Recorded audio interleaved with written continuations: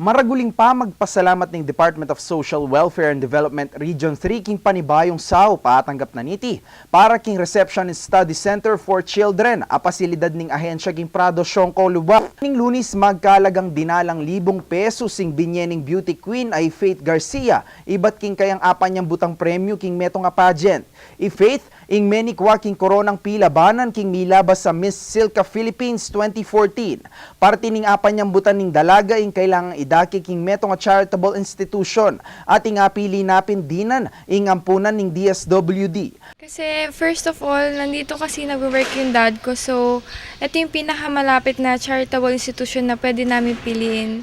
Metong muna man kanu karing sangkan ing panamdaman ng simpatya para karing kayanakan ang mga ilangan. Gusto ko, kasi hindi buo yung family ko. So, parang gusto ko yung ibang tao ma-experience nila kung paano magkaroon ng family. Mapilan ka rin anak apakadatun king pasilidad, may abusula o may abandona at may talakad neman ng RSCC para kupkupan la rin kaya na kanareti. Bayo yung pamagbisita ng Garcia king opisina ng DSWD3, mintaya mo naman itiking RSCC, bangko musta ning bili da rin kaya nakan.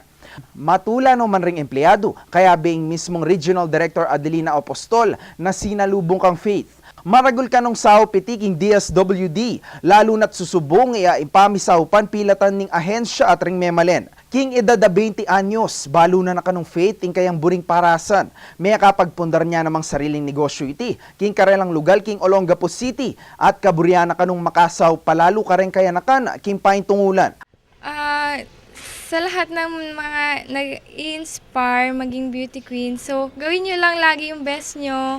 Tsaka sa lahat ng ginagawa nyo, lagi kayo mag-pray sa God at huwag nyo kakalimutan tumulong sa ibang tao. Tsaka magpasalamat sa mga taong tumutulong sa inyo.